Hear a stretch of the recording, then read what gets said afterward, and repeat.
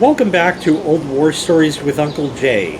This one is entitled An Ingenious Fix for a Young Kid. This dates back to about, I think, around 1987, maybe 1988, somewhere in there. I was about 8 or 9 years old. My father still has a Craftsman brand electric drill that he obviously bought from Sears back in the day. This was purchased either in the very, very, very late 70s to early 80s. And it's your standard plug-in 120 volt electric drill, 3/8 inch chuck or whatever they are normally. Just your standard stuff. Thing is fucking heavy. Built like a fucking tank. It'll run forever. One day, I'm probably going to inherit that. But anyway, that's the drill that my dad has. So, at the time, he decided that we were going to finish the basement. The basement was unfinished, so we put up sheetrock and painted it, put down carpeting and ceiling tiles, the whole thing. We got this whole basement, and it was a great hangout and all that, and this, that, and the third.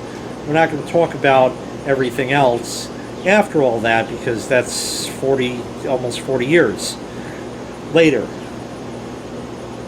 But he had this drill.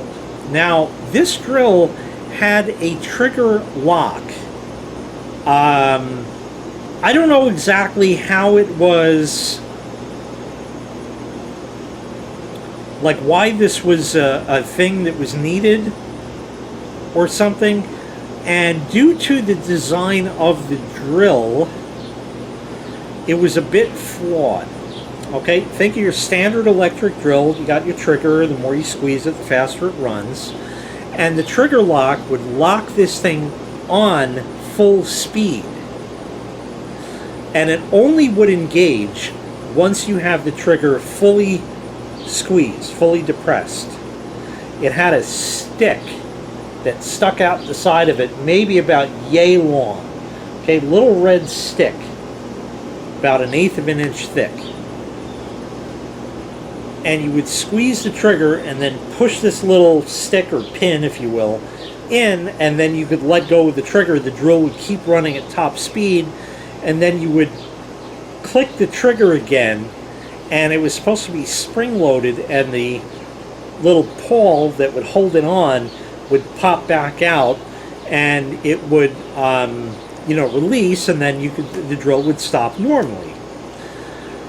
So we're working on the basement, and we're doing this, that, and the third, and whatever. And he got this guy that he worked with, guy Ron. Ron was looking to make extra money.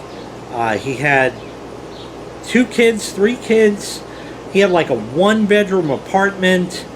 And this poor guy was just trying to make extra money for his family. He worked for IBM like my dad did, but hey, with kids like that, extra money helps all the time. So my dad would pay him, and I have no idea what he paid him and stuff like that. Well, tools get thrown around, shit gets thrown around, and due to the design of this drill with that little thing sticking out, it snapped off.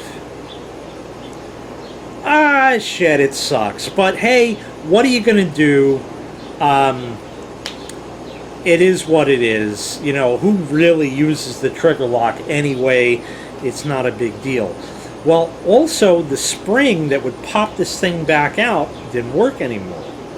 So Ron would have the drill, and he would drill a hole, and as he's doing it, he'd squeeze the trigger all the way, and the drill would lock on. The pin would fall into place, and it would lock the drill on, and he'd drill his hole, pull the drill out, and click the trigger to have it release, and it wouldn't release. So you keep playing with it, just keep trying, and it wouldn't release, and then you'd play with it, and finally it would stop, and that was it. So I remember a couple of times the drill got stuck on, and Ron would just unplug it from the extension cord. I'll deal with it next time I got a drill. All right. Well, anyway,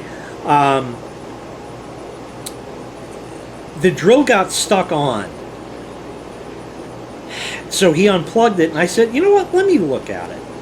So I looked, and I saw the little thing was broken off, and I played with it, and I got it to unstick.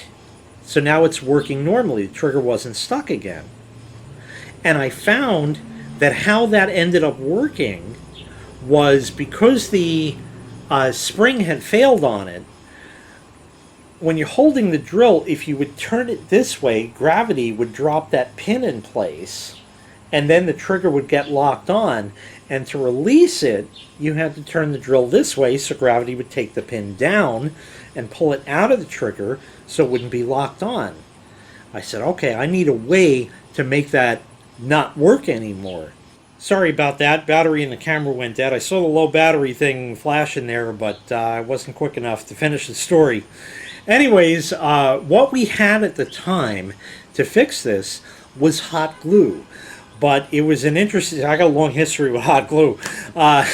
It was not your regular clear hot glue. This was a white hot glue. Years later, I thought about this stuff and I remembered it. And I said, why was that white?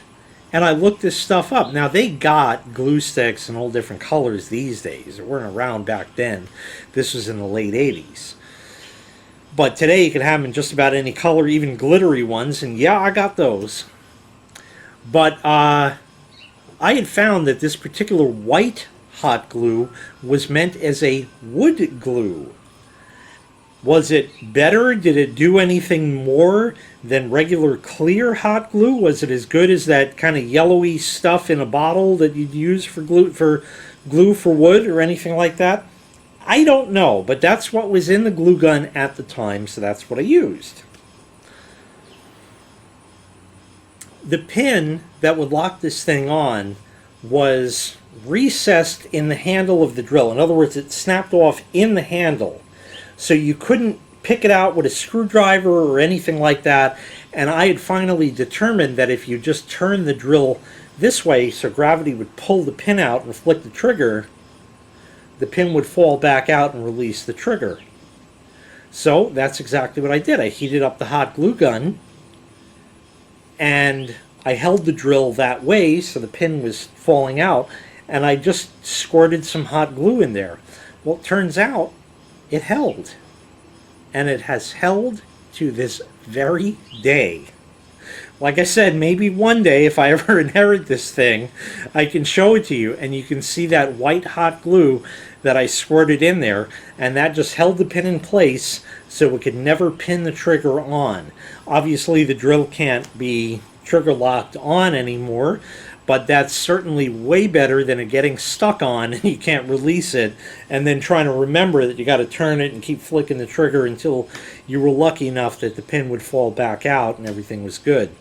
So that was a pretty ingenious fix for me, being like 8 or 9 years old. I had a lot of other great ideas as a kid growing up. Now I'm all old. You know, they say when I was young and stupid, I'm just old and stupid now. Oh well, what are you going to do? I had a lot of great ideas then, and still a lot of great ideas now. That I'm thankful for. But anyway, that's going to wrap this installment of Old War Stories with Uncle Jay up. I thank you very much for watching. I appreciate all of you very much. Make sure you click like, make sure you click subscribe, and take care. We'll see you next time. I got one more to tell today, and that'll be in the next Old War Stories. Take care.